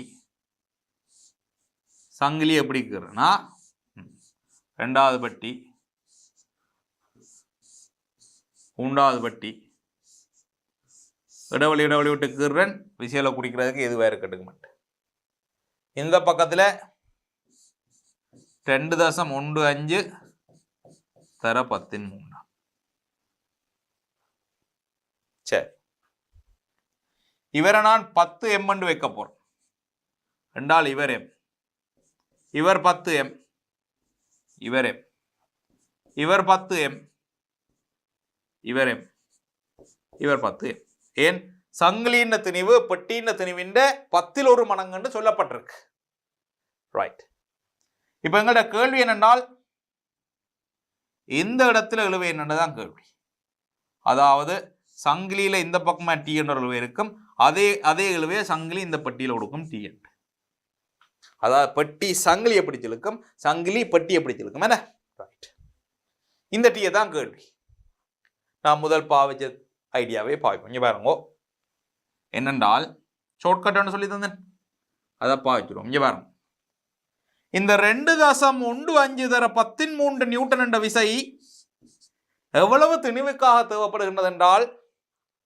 10 20 30 40 1 2 3 43 m இழுப்பதற்குத்தான் 2.15 தர 13 நியூட்டன் விசை 4 பெட்டி 40 3 சங்கிலி 3 m 43 m இழுக்கிறதுக்குத்தான் இந்த விசை 43 m இழுக்கிறதுக்கு இந்த விசை என்றால் 43 m இழுக்கிறதுக்கு இந்த விஷயம் என்றால் டீயை பாருங்க டீ யார் இழுக்குதுன்னு பாருங்க டீ இழுக்கிறது இந்த டீ வச்சோன்னு பாருங்க 10 m 30 இதுல 2 32 அப்ப நான் சொல்லலாம் டீ என்றது இப்படி கணிக்கலாம் இங்க பாருங்க 2.15 தர 13 என்ற விசையால 43 எம் இழுக்கிறோம்.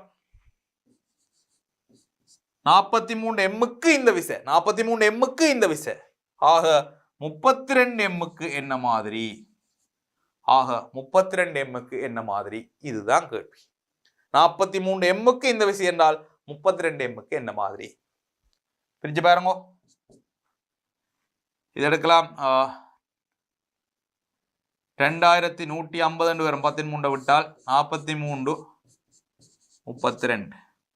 43 வெட்டினீங்கன்னா 50. 50 32 பெருக்கினீங்கன்னா 1600. அதாவது 1.6 தர 13 நியூட்டன். 1.6 தர 13 நியூட்டன் என்ற விட வருது. அப்படியா பாத்தீங்களோ? அப்ப நான் முதல் சொல்லி தந்த அந்த ஐடியாவை பாவிக்கணும். இவ்வளவு திணிவுக்கு இந்த விசை, ஆக அது ஒரு பௌதி திணிவுக்கு என்ன விசை இருக்கும்ன்றதை பார்ப்போம். எதிர டீயை குறிக்கல, டீக்கு பிறகு வாரம் அவ்வளவும் எடுக்கணும். தெளிவா சொல்லியிருக்கிறார் இந்த சங்கிலி முடியும் இடத்திலே. அப்ப இங்க விளங்குது, சங்கிலி தொடங்கும் இடத்துல என்ன கேட்டிருந்தார் என்றால் 32 எம் இல்ல 33 எம் வந்திருக்கு. அந்த எம்எம் எடுத்திருக்கோம். ஆனால் சங்கிலி முடியும் இடத்துல கேட்டிருக்க. சங்கிலி முடியும் இடத்துல அதுக்கு பிறகு வர திணிவுகள் 32 எம் மட்டும்தான் இருக்குது. ஆக 1.6 தர 13 நியூட்டன் என்பது சரியான விடை. ரைட். அடுத்தது ஈர்வையினாலான ஆர்முடுகளின், அதாவது புவியீர்ப்பினாலான ஆர்முடுகளின் பெருமானம் 9.80 மீட்டர் பெர் செகண்ட் ஸ்கொயர்ட் ஆக இருக்கும் இடம் ஒன்றிலே பொருள் ஒன்றின் நிறை 1 நியூட்டன் எனின் அதன் திணிவு. நிறை என்ன? எம்ஜி. திணிவுதல ஈர்ப்பு ஆர்முடுகள். நிறை 1 நியூட்டன், திணிவு தெரியாது. ஜி 9.8. அப்ப எம் என்ன வரும்? 1/9. 1/9 கிலோகிராம். மூன்றாவது 1989ஆம் ஆண்டு இப்படி ஒரு சுகமான கேள்வியும் வந்திருக்கு. பேப்பர்ல பள்ளியால் எல்லா கேள்வியும் கஷ்டமா இருக்காது. பொதுவா வார கேள்வியெல்லாம் 1/3 பங்கு, அன்னளவாக 1/3 பங்கு கொஞ்சம் சுகமான கேள்வியா இருக்கு. அதாவது சாதாரணமா பிராக்டிஸ் பண்ணி எல்லாரும் டக்குன்னு செய்யக்கூடாது. பார்த்த உடனே ஓகே இது அதுதானே என்று தெரிஞ்ச மாதிரியான கேள்வியா இருக்கு. இன்னொரு 1/3 பகுதியான கேள்வி கொஞ்சம் அவரேஜான கேள்வியா இருக்கு. அதாவது முந்தி வந்த பாஸ் பேப்பர்கள் மாதிரி ஓரளவுக்கு பிராக்டிஸ் பண்ணி நாட்கள் எல்லாரும் செய்யக்கூடிய அளவுக்கு, ஆக ஈஸி என்றதுக்கும் இல்லை, இதளவுக்கு ஈஸி என்றதுக்கும் இல்லை, ஒரு கொஞ்சம் பிராக்டிஸ் பண்ணினவே செய்யக்கூடிய கேள்வியா இருக்கு. 1/3 பங்கான கேள்விகள் கொஞ்சம் கஷ்டமான கேள்விகள் போட்டிருப்போம். அது கொஞ்சம் அதில் ஏதாவது அதுக்கு அந்த கேள்விகளுக்குள்ளே ஏதாவது சிக்கல்கள் இருக்கும். கண்ணிவடி என்று சொல்லுவாங்க. கேள்விக்குள்ள ஒரு கண்ணிவடி வச்சிருப்பாங்க. கவனிக்காம போனா பிள்ளையாச்சி திருப்படிகள். இப்படி ட்விஸ்டுகள் வச்ச கொஞ்சம் வடிவ ஆறுதல ஆழமை விளங்கி செய்கிறார்கள் மட்டும் செய்யக்கூடிய மாதிரி 1/3 பகுதி கேள்வி இருக்கு. அப்ப இது அந்த ஈஸி கேட்டகரியான கேள்வி. 13 W நிறையுடைய மனிதனுடன் கிடையான தரை ஒன்றில் நின்று கொண்டு படத்தில் காட்டப்பட்டுள்ளவாறு நிலையான கப்பி ஒன்றின் உதவியுடன் பி நிறையுடைய சுமை ஒன்றை தாங்குகின்றான் என்றா பி ஆசி இல்லை, பியை பிடிச்சோ நிற்கிறான் அப்படி. ரைட். தரையின் மேல் இம்மனிதனால் பிறப்பிக்கப்படும் விசை. அப்ப இங்க தரையை பார்க்கணும். தரையை எங்க சொல்லுங்க? தரை இது. அப்ப தரையில இம்மனிதன் கொடுக்குற விசை என்னன்றதான் கேள்வி. எங்க பார்ப்போம்? விசைகளை முதல் குறிப்போம். இது நிறைய என்னவாம்? டபிள்யூ இல்ல, பி நிறைய பி டி. அதே டி இங்க மனிதன்ல டீயா தாக்கும். சரி, மனிதன் நிறை இருக்க போது டபிள்யூ, மனிதனுக்கு மறுதாக்கம் வரும் ஆர். மனிதனுக்கு மறுதாக்கம் வரும் ஆர். மனிதன் சமநிலையில நிற்கிறான். மனிதனுக்கு F சமன் MA ஏதாவது திசையில போடுங்க பார்ப்போம். TMR மேல நிக்குது, W கீழ நிக்குது. R முழுவல் சாய்வர். R சமன் W சாய T என்று வரும். T தெரியாது. P என்ற சமநிலைக்கு ஏதாவது திசையில போடுவோம். T சாய P சமன் சாய்வர். ஏன்னா அவரும் R முழுவல். இங்க எல்லாரும் நிலையா இருக்கணும், எல்லாரும் ஓய்வில் இருக்கணும். ஒரு தடவை R முழுகை இல்லை. அப்ப R முழுவல் சாய்வர். T சமன் P. W சாய P. W சாய P. இது ஒரு அவரேஜ் வகையான கேள்வி, நடுத்தரமான கேள்வி. அதாவது ஆக சுகமும் இல்லை, ஆக சுகம் இல்லை, கஷ்டம் இல்லை, சாதாரணமாக பிராக்டிஸ் பண்ணின மாணவர்கள் செய்யக்கூடிய மாணவர் கேள்வி தான் இது. நான் சொன்னேன் வார கேள்வி 3 வகையா இருக்குமெண்டு. சுகமான கேள்வி, ஓரளவு சாதாரணமான கேள்வி, கஷ்டமான கேள்வி. இது ஒரு சாதாரணமான நடுத்தர வகையான கேள்வி. அடுத்தது ஒரு எம் திணி உள்ள ஏபி என்னும் இரு குட்டிகள் உருவில் காட்டப்பட்டுள்ளவாறு ஒப்பமான கிடைமேசை ஒன்றின் மீது ஒன்றை ஒன்று தொடுமாறு வைக்கப்பட்டுள்ளன. ஒரு கிடைவிசை எஃப் ஆனது ஏ மீது பிரயோகிக்கப்படுகின்றது. பியில் தாக்கும் விசையின் பெருமை. பாருங்க, கொஞ்சம் கேப் விட்டு கீறினா தான் விசை கீறச்சுவோம். எம்ஜி ஆர் எனக்கு தெரியும் பிள்ளையா கிடையாது சமன்பாடு போடைக்குள்ள இந்த விஷயம் அவசியம் இல்லாத விஷயம் உண்டு. ஆனால் ஃப்ரீ பாடி டயக்ராம் சொல்ற சுயாதீன பொருள் விசை பரிப்படம் கீறியக்குள்ள எல்லா விஷயம் கீறிய பழகுமோ. ஏன்னா இதுகளில் கீறாம செய்யுது. நாளைக்கு ஒரு ஸ்ட்ரக்சர் கேள்வியில விசைய கீறன்னு வரைக்குள்ள மறந்து போய் கீறாம விட்டுருவீங்க. அப்போ எப்பவுமே விசை கீறு என்றால் எல்லா விஷயம் கீறியே செய்து பழகுமோ. எனக்கும் தெரியும் இது தேவையில்லாத விஷயம் உண்டு, அதான் இந்த கணக்குக்கு தேவையில்லைண்டு. இருந்தாலும் இந்த பக்கத்தால் எஃப் கொடுக்குறோம். அப்போ இங்கே ஒரு எஸ், இங்கே ஒரு எஸ். இப்போ கேள்வி எஸ் தான் கேட்டது. ஏன்னா ஒரு கிடை விசை எஃப் ஆனது ஏ மீது பிரயோகிக்கப்படும் போது பியில் தாக்கம் விசையும் பெறும். அப்போ உழவு மாதிரியே எஃப் தமிழ் எம்ஏ எல்லாம் போட்டு எடுக்கலாம். அப்படி இல்லாட்டி இப்படி செய்யலாம். பாருங்க, எஃப் என்ற விசை கேபிட்டல் எம் ஸ்மால் எம் ரெண்டையுமே தள்ளி கொண்டு போகுது. கேபிட்டல் எம் ஸ்மால் எம் ரெண்டையுமே தள்ளி கொண்டு போகுது. எஃப் என்ற விசை ரெண்டையும் தள்ளுது. ஆனால் எஸ் என்ற விசை சிம்பிள் எம் மட்டும்தான் தள்ளுது. பாருங்க, எஸ் என்ற விசை இந்த ரெண்டாவது இருக்கு. எஸ் என்ற இதெல்லாம் வர போகுது. அந்த எம்மை மட்டும்தான் தள்ளி கொண்டு போகுது. அப்ப எஸ் எழுதலாம். பாருங்க, எஃப் என்பது முழு துணிவுக்கும், ஆனால் எஸ் என்பது சிம்பிள் எம்முக்கு மட்டும்தான். சிம்பிள் எம்முக்கு மட்டும்தான். பாருங்க இது எப்படியாண்டு. இதுல பிள்ளைகள் பார்த்த உடனே அடிக்கலாம். மிஞ்ச நாளும் பிள்ளைகள் நேரம் உங்களுக்கு உலகணும். எஃப் என்றது எப்பவுமே மொத்த திணிவால பிரிக்கிறாங்களே. இதுல ஒன்றுமே மொத்த திணிவால பிரிச்ச மாதிரி இல்லை. பார்த்த உடனே கணக்கு செய்யாமலே செய்யலாம். இதான் விட மற்ற நாளும் பிள்ளைகள். ஏன்னா கீழே எம்சகம் வரணும். எவ்வளவு கேள்வி செய்து போட்டோம் பிராக்டிஸ்ல எங்களை விளங்கணும். என்ன எஃபின் கீழ் எம்சகம்னு வரணும். முழுத்தனிவும் கீழே வரணும். முழுத்தனிவும் வரையில்லை, மற்ற நாளுமே வரையில்லை. ஒரே அடியில் ஒரு செகண்ட்ல அடிச்சு போட்டு போலாம். மற்ற நாளும் பிள்ளை இதான் சரியாட்டு விளங்குதோ. அடுத்தது ஒவ்வொன்றும் 10 நியூட்டன் நிறையுள்ள சர்வசமனான இரு குட்டிகள் ஒரு ஏயிலும் ஒரு பியிலும் காட்டப்பட்டுள்ளவாறு ஒப்பமான இரு கிடைமேசைகளின் மீது வைக்கப்பட்டுள்ளன. ஒரு ஏயிலே இக்குட்டியானது நீட்ட முடியாத இலை ஒன்றினால் கட்டப்பட்டுள்ளது. இவ்விலை உராய்வின்றிய 10 நியூட்டன் ஒரு கப்பிக்கு மேலாக சென்று உராய்வின்றிய ஒரு கப்பிக்கு மேலாக சென்று 10 நியூட்டன் நிறை உள்ளதும் சுயாதீனமாக தொங்குகின்றதும் இன்னொரு குட்டியுடன் இணைக்கப்பட்டுள்ளது. இது 10 நியூட்டன், இதால வந்து 10 நியூட்டன் இணைக்கப்பட்டிருக்கு. சரி, ஒரு பியிலே அத்தகைய ஒத்த இலை ஒன்று குட்டியினால் கட்டப்பட்டுள்ளது. குட்டி அதுவும் 10 நியூட்டன் தானா? 10 நியூட்டன் குட்டி. உராய்வின்றி ஒரு கப்பிக்கு மேலாக சென்று இவ்விலை 10 நியூட்டன் என்னும் நிலைக்குத்தான கீழ்முக விசை ஒன்றினால் இழுக்கப்படுகின்றது. பாருங்க, ஒன்றில பிள்ளைகள் 10 நியூட்டன் குட்டியை கட்டி வச்சிருக்கிறோம். மற்றதுல பிடிச்சு இழுக்கிறோம். 10 நியூட்டன் விசையால பிடிச்சு இழுக்கிறோம். இவ்வொழுங்கமைப்பில் 5 கூட்டி இருக்கு. 5ஐயும் பார்ப்போம். எல்லாம் ஆர்முடுகள் சம்பந்தமான கூட்டுகள். எங்க பார்ப்போம்? இவரை பாருங்கோ, 10 நியூட்டன் டி டி 10 நியூட்டன் ஆர். அதான் அதில் காக்கிற விஷயம். இவரை பாருங்க, பிடிச்சு இழுத்தால் இந்த டீயே 10 தான் இருக்க போகுது.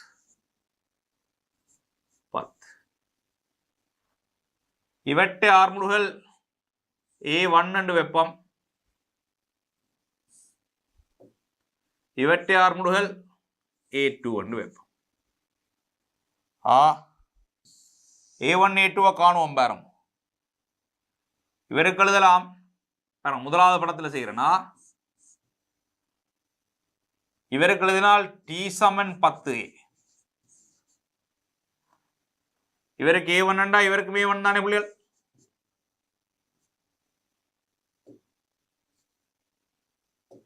மற்றவருக்கு எழுதினால் 10 சாய T சமன் 10 சாய T சமன். ஏன் இதுல 10 A1 வந்தது? T சமன் 1 கிலோகிராம் வரணும். 10 நியூட்டன் என்றா பிள்ளைகள் 10 நியூட்டன் என்றால் 1 கிலோகிராம் என்ன 10 நியூட்டன்றது நிற நான் அங்கே போட வேண்டிய திணிவு எம்ன்றது 1 கிலோகிராம் ஒரு A1 இங்கேயும் 10 நியூட்டன் படியால் ஒரு A1 அப்ப இதே மீதே கூட்டினீங்கன்னா 10 சமன் 2 A1 A1 சமன் 5 மீட்டர் per செகண்ட் வரும் செகண்ட் ஸ்கொயர்ட் இது முதலாவது ரெண்டாவதுல இழுவி எங்களுக்கு 10 தெரியும் பிடிச்சிருக்கிறது 10 தெரியும் அப்ப ரெண்டாவதுல பாருங்க ஒரு ஏரியா இந்த பக்கம் போட்டுனால் 10 நியூட்டன் விசை தான் கிட்ட இழுவை இருக்குது இது நிற 10 நியூட்டன் என்றால் அது 1 கிலோகிராம் A2 என்றது 10 அப்ப எனக்கு விளங்குது உங்களோட கன்ஃபியூஷன் இப்ப உங்களோட குழப்பம் அது எப்படி இங்கேயும் 10 நியூட்டன் அங்கேயும் 10 நியூட்டன் கொடுத்தா அது என்ன நார்மல்கள் வரையா இருக்க மாட்டேன் பிள்ளைகள் கைத்தை பிடிச்சு கையால் இழுக்கக்குள்ள நேரடியாக அந்த இழுவை டீ என்று வரும் ஆனால் 10 நியூட்டன் திணிவை கட்டி விடையக்குள்ள திணிவு இயங்க போதல்லோ திணிவு ஆரம்பிட போதல்லோ அப்ப இதுல இருக்க இழுவை டீயா இருக்காது இந்த இந்த திணிவு கீழே விழுதென்றால் அது நிறையிலும் பார்க்க குறைஞ்ச ஒரு டீ தான் இருக்கணும் அப்பதான் அது கீழே விழும் அப்ப இந்த டீ என்பது 10 நியூட்டன் குறைவான இழுவை இருக்கும் இது கணக்கு செய்யாமலே கண்டுபிடிக்கணும் கையால பிடிச்சு 10 நியூட்டன் இழுக்கிறோம் என்றால் இழுவை 10 ஆனால் திணிவொன்ன கட்டி விடுறோம் என்றால் திணிவுக்கு ஆர்முடுகள் இருக்குமாக இருந்தால் டீ மாறுபடும் திணிவு கீழே ஆர்முடுகுது என்று சொன்னால் டீ 10 விட குறைவா இருந்தால் தான் கீழே ஆர்முடுகலாம் விளங்குதோ ரைட் இப்ப பாப்பம் கூட்டுக்களை ஒரு பியில் மேசை மீதுக்கும் குட்டி கப்பியை நோக்கி ஆர்முடுகும் ஆனால் ஒரு ஏயில் அவ்வாறு இல்லை இல்ல ரெண்டுக்குமே ஆர்முடுகள் இருக்கு ஆர்முடுகள் பரமன் வரையா இருக்கலாம் ரெண்டும் கப்பியை நோக்கி போகுது அந்த கூட்டுப்புல ஒரு ஏ ஒரு பி இரண்டிலும் குட்டிகள் ஆர்முடுகள் சமம் பிழை ஒரு ஏயில் ஆர்முடுகள் பெரியது பிழை பிலாம் பெருசு ஒரு பியில் குட்டியின் ஆர்முடுகள் பெரியது ஓ அது சரி ஒரு ஏயிலும் பியிலும் குட்டிகள் ஆர்முடுவது இல்லை முழு பிழை விளங்குதோ அப்ப இந்த கேள்விக்கு 4வது விடை சரியானதா இருக்கு நல்ல கேள்வி நான் சொன்ன பழைய கேள்வி இல்ல தியரி கன்செப்டோட டெஸ்ட் பண்ணினோம்ட்டு விளங்கி செய்யுங்க இன்னொரு கேள்வியப்பா பாலூட்டி ஒன்றின் இருதயத்தில் ஒவ்வொரு துடிப்பின் போதும் ஏறக்குறைய 20 கிராம் இரத்தமானது 0.1 செகண்ட் நேரத்தில் 0.25 மீட்டர் per செகண்ட் கதியிலிருந்து 0.35 மீட்டர் per செகண்ட் என்பதற்கு ஆர் முடுக்கப்படுகின்றது இருதய தசை நாரினால் பிரயோகிக்கப்படும் சராசரி விசைனது பெருமை கணக்கெல்லாம் யோசிக்க குறைஞ்ச இருதயங்கு ரீப்ர தசை நேரம் ஒர்க் பண்றது லப்பு டப்பு எல்லாம் இங்க போட்டு பாக்குறீங்க கவனிங்க கணத்தாக்கு சமன் உந்த மாற்றம் பிள்ளைகள் விசையும் நேரமும் வந்தால் அது கணத்தாக்கு என்னது விளங்கும் கணத்தாக்கு சமன் உந்த மாற்றம் விசை எவ்வளவு தெரியாது நேரம் தெரியுது 0.1 செகண்ட் இதான் எங்களுக்கு கிடைக்கிற கணத்தாக்கு உந்த மாற்றம் என்றால் என்ன எம் தர எம் எவ்வளவு 20 கிராம் இறுதி வேகம் செய்ய ஆரம்ப வேகம் இறுதி வேகம் 0.35 ஆரம்ப வேகம் 0.25 சுருக்கினா விட வரும் பாப்பம் எஃப் தர 0.1 இது 0.02 தர 35 25 10 0.1 இந்த 0.1 இந்த 0.1 விட்டலாம்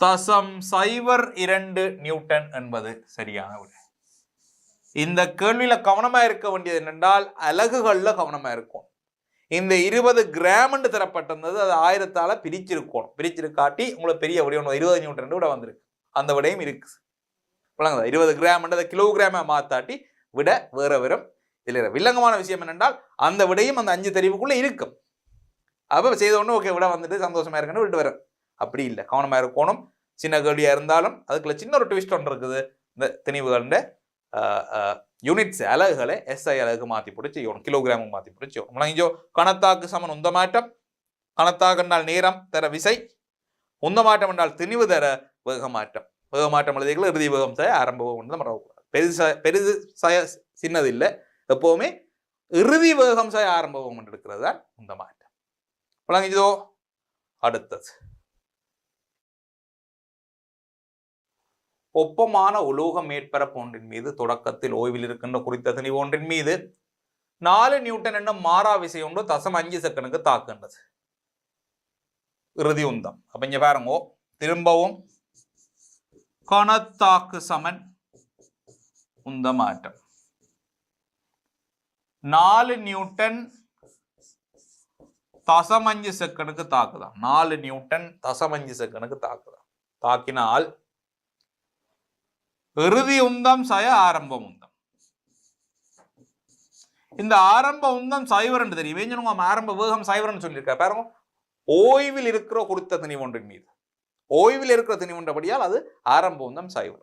அவரை சைவர் என்று வச்சால் இறுதி உந்தத்துக்கு இதுதானே பிள்ளைகளோட 4.5 இறுதி உந்தம். அப்ப விடிய ரெண்டு வரணும் 2 நியூட்டன் செகண்ட் வரணும். NS 2 Newton second. Newton second அழகா இருக்கணும். என்ன நியூட்டன் செகண்ட் விளங்கிச்சோ? அடுத்தது ஏரி ஒன்றிலே ஓய்வில் மிதக்கும் தட்டையான அடித்தளத்தை கொண்ட படகு ஒன்றின் எதிர் அந்தங்களில் இருவர் நிற்கின்றனர். ஒருவர் மற்றவரை நோக்கி பந்து ஒன்றை கிடையாக எறிகின்றார். மற்றவர் பந்தை பிடித்து அசைக்காமல் வைத்திருக்கின்றார். இங்கு உராய்வு விளைவுகள் புறக்கணிக்கத்தக்கவனின் படகு. பாருங்கோ,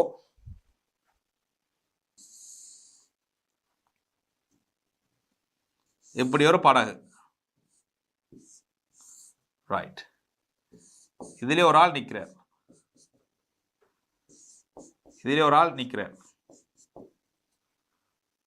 இவர் என்ன செய்யறாருன்னா ஒரு பந்தை தூக்கி இஞ்சால எறிகிறார். பந்து எறிகிறார்னு சொன்னால் பந்துக்கு அவர் ஒரு உந்தத்தை கொடுக்குறாரு. என்ன பந்துக்கு அந்த எறிகிற கணத்துல மட்டும் ஒரு விசை கொடுக்குறாரு. எறிஞ்சா பிறகு பந்து போயிட்டு ஒரு மில்லி செகண்டுக்கோ ஒரு குறிப்பிட்ட ஒரு குறுகிய நேரத்துக்கு பந்துக்கு ஒரு விசையை கொடுக்குறார். ரைட், அப்ப பந்துக்கு இவர் இந்த பக்கமா எஃப்ன்ற விசைய கையில இருக்கேக்குள்ள கொடுத்துருப்பாரு. என்ன இங்க பாருங்க, அவர் கையில வச்சிருக்கேக்கவா பந்தை வச்சிருக்கிறார். இந்த பந்துக்கு இவர் என்ன செய்வார்? இந்த பக்கமே எஃப்ன்ற விசையை கொடுப்பார். கொடுத்தாதான் பந்து அங்கால பாய். பந்தை இப்படி வச்சிருக்கு. நான் பந்து அப்படி தள்ளி விட்டா தானே பந்து போகும். அப்படி பந்து போகாதே. தள்ளினாப்புற விசை இல்லை, தல்லேக்குள்ள விசை. ரைட், அந்த தள்ளுற கணத்துல பந்து இவருக்கு இந்த பக்கமே எஃப்ன்ற விசையை கொடுத்துருக்குமோ இல்லையோ? கொடுத்துருக்கு. சரி, அப்ப இவர் என்று சொன்னா அது யார் என்றால் இவ்வளவு பேருக்கும் அந்த எஃப்ன்ற விசை இந்த பக்கம் வந்துருக்கு. அதாவது அவர் போட்ல சறுக்காமல் நிப்பாரா இருந்தால், இறுக்கி பிடிச்சோ நிப்பாரா இருந்தால், பந்து எறியக்குள்ள பந்து அவருக்கு கொடுத்த விசையோட இந்த போட் இதுல இருக்க இந்த நபர் எல்லாருமே அந்த பக்கமா நகர போயினோம் குறிப்பிட்ட ஒரு நேரத்துக்கு. அதாவது பாருங்க, இப்ப இந்த தொகுதிக்கு கணத்தாக்கு சமன் உந்தமாட்டம் பாவிச்சனென்றால் இந்த திசையில பாவிச்சனென்றால் எஃப் என்றது ஒரு சரியான ஒரு சின்ன நேரத்துக்கு, அந்த பந்தை எறிகிற கணத்துக்கு, பந்தை எறிகிற ஒரு குட்டி நேரத்துக்கு இந்த எஃப் என்ற விசை தாக்கப்பட்டிருக்கு. சரி, தாக்கின ஒண்ணு உந்தமாட்டம் வரும். உந்தமாட்டம் என்னவா இருக்கும்? இவை எல்லாட்டையும் திணிவு கேபிட்டல் எம் என்று வச்சிருந்தால் அப்ப விக்கு ஒரு பிரமாணம் வரும். வி வரும் பிள்ளைகள் எஃப்டின்கள் எம். அதாவது இந்த படகுக்கு ஒரு வேகம் கிடைக்கும். சரியோ? இப்ப யோசிக்கிறது இல்லை. நான் படகு ஒன்று எடுத்துக்கொண்டு ஒரு 50-100 கல்லையும் எடுத்துக்கொண்டு கல்லை எரிஞ்செறிஞ்சு போகலாமோ. சரியான சின்ன வேகம் இல்லையா? ஏனென்றால் பந்து எறிகிறதுக்கு நீங்க கொடுக்க போற விசை சரியான குட்டி விசை. அது நேரம் இந்த உங்களோட திணிவு மற்ற விட்ட திணிவு வேண்ட திணிவு எல்லாம் பார்த்தா அது நியாயமான பெரிய திணிவு கொண்டு வரும். அப்ப மேல ஒரு சின்ன விசை, பெரிய ஒரு திணிவு, இந்த வேகம் சரியான ஒரு குட்டி வேகம் கொண்டு வரும், சின்ன வேகம் கொண்டு வரும். ஆனா வேகம் வரும், ஒரு வேகம் வரும். சரி, வேகம் வந்தோடனே நடக்கும். இந்த படகு இந்த பக்கமே போய்கொண்டிருக்கல்லோ. பந்து நடக்கும், பந்து இங்கால வருது. இனி இந்த பந்தை பிடிக்க போறேன். பிடிக்க என்ன நடக்குன்னு பாருங்க. பிடிக்கக்குள்ள சரி பந்தை பிடிக்கிறார். அப்ப இப்படி வந்த பந்தை இவர் நிப்பாட்டி பிடிக்கிறாரல்லோ. அப்ப யோசிச்சு பாருங்க, பந்துக்கு இந்த பக்கமா ஒரு உந்தம் ஒன்று இருந்தது, எம்வி. இவருக்கு ஏதோ ஒரு வேகம் இருந்திருக்கு. இவருக்கு நான் யூ வைப்பமே. சரி, அப்ப பந்து யூவண்ட வேகத்தோட வந்து கொண்டு இந்த பந்தை நிப்பாட்டுன்னு சொன்னால் பந்துக்கு ஒரு விசை கொடுத்திருக்கோம். பாருங்க, இப்போ நாம் வைப்போம் எஃப் டேஷ். சரி, இந்த எஃப் டேஷை பார்ப்போம். இப்போ பந்துக்கு உந்தமாட்டம் சமன் கணத்தாக்கு. கணத்தாக்கு சமன் உந்தமாட்டம் என்ன மாறி எழுதுவோம்? கணத்தாக்கு சமன் உந்தமாட்டம்.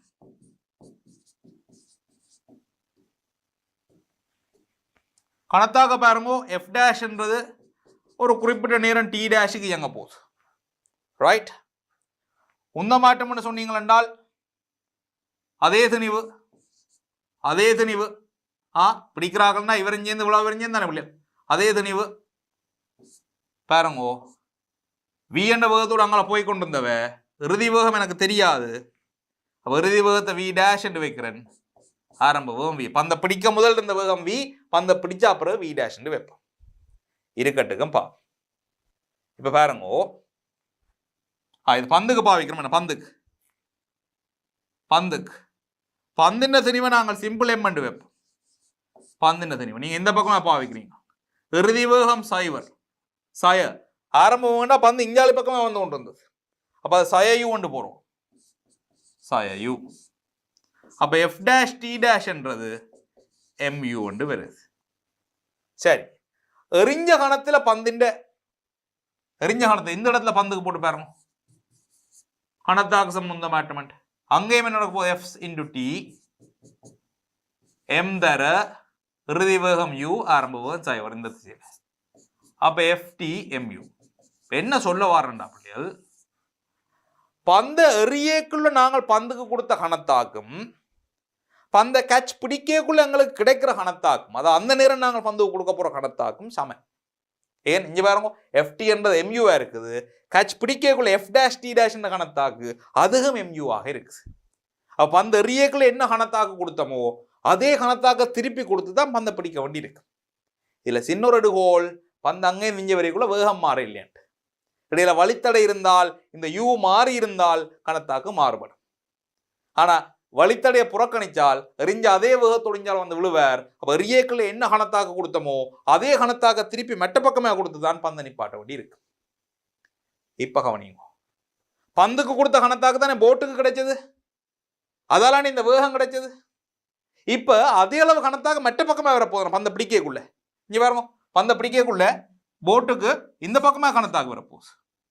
அப்ப அந்த பக்கமா போய் கொண்டிருக்க போட் திரும்ப அதே அளவு கணத்தாக எதிர் திசையில விரைக்குள்ள திரும்பவும் இந்த எம்வியை போட்டு பாத்தீங்கள் என்றால் எங்களுக்கு வேகம் சைவரா வரணும். இங்க பாருங்க, இப்ப போட்டுக்கு போட்டு பாருங்க, இந்த எஃப் டேஷ் டி டேஷ்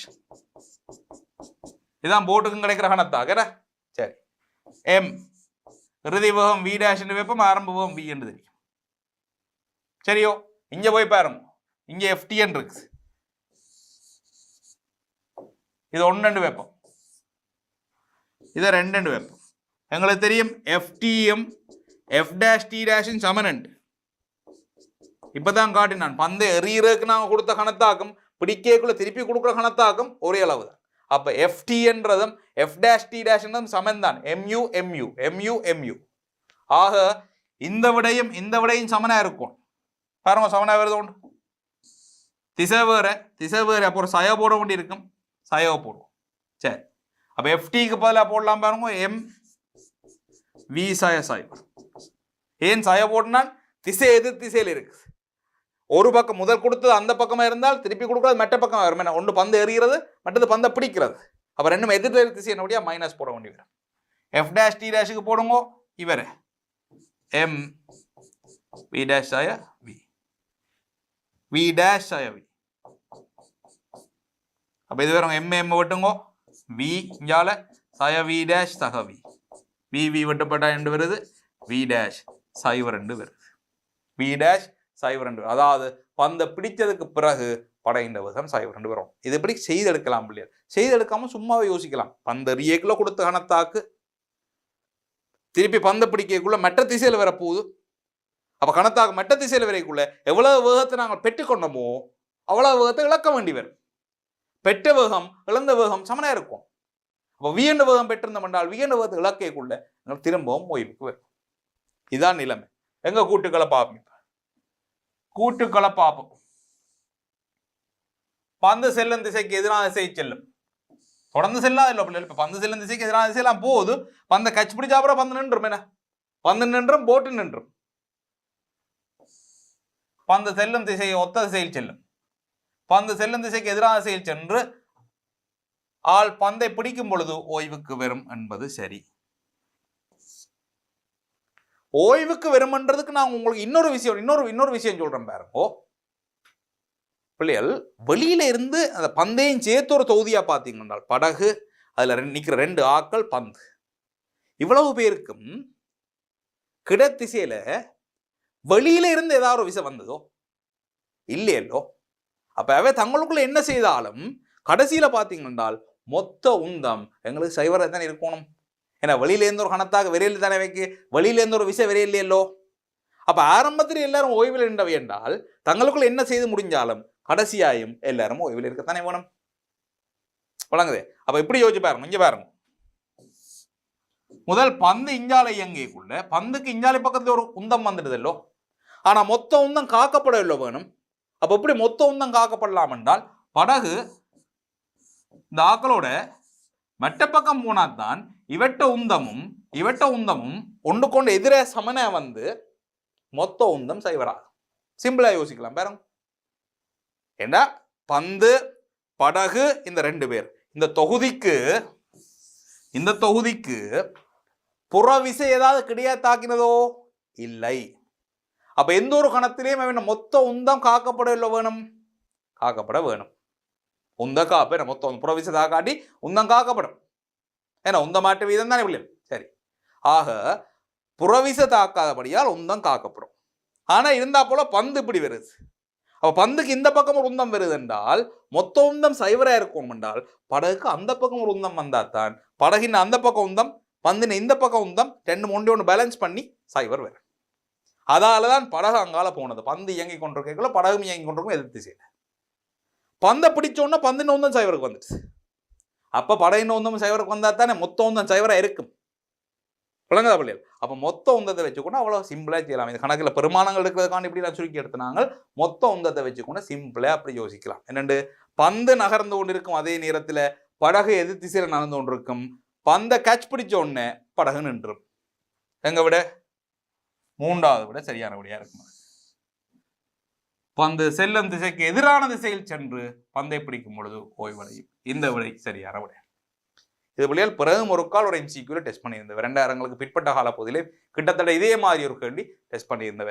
எப்படின்னா ஒரு பனிச்சறுக்கு தளத்துல ஆளையால் தள்ளி கொண்டு 2 பேர் போற மாதிரியான ஒரு கேள்வி. அதெல்லாம் பார்த்துக்கொள்ளணுமா, அடிப்படையில் வர கேள்வி. இப்ப பாருங்க, உங்களுக்கு நான் ஒரு 20 கேள்வி உங்களை செய்து காட்டியிருக்கேன்.